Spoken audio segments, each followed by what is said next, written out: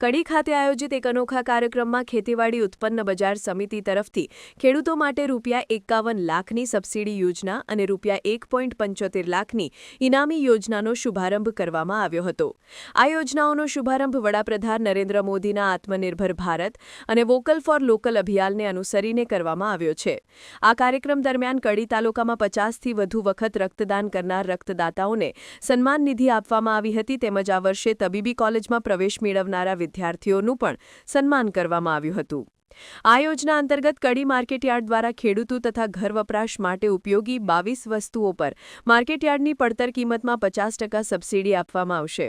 આ ઉપરાંત કડી તાલુકાના ખેડૂતો અને નાગરિકો કડી તાલુકાની કોઈપણ દુકાનમાંથી 31 ઓક્ટોબર 2025 સુધીમાં કુલ ₹15,000ની ખરીદી કરે તેવા તમામ ગ્રાહકો માટે ઇનામી યોજના શરૂ કરવામાં આવી છે, જેમાં ખેડૂતોને ₹51,000 સુધીના આકર્ષક ઇનામો આપવામાં આવશે।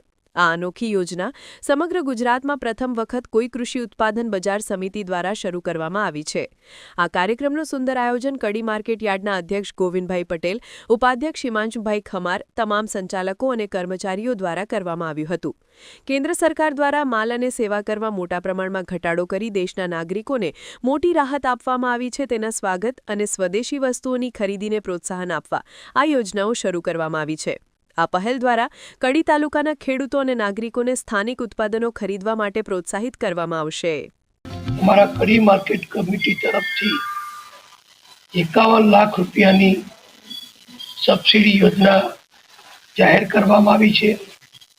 આ સબસિડી યોજના અંતર્ગત કડી માર્કેટયાર્ડ દ્વારા 22 જેટલી ઘર વપરાશની રોજિંદા વપરાશની ચીજ વસ્તુઓ અમારા સભ્યશ્રીઓએ ડિરેક્ટરોએ પસંદ કરી છે કે જેનો રોજબરોજ ઘરોમાં વપરાશ થતો હોય એ પણ અમે સબસિડી આપી અને ગ્રાહકોને સસ્તામાં આપવાના છીએ।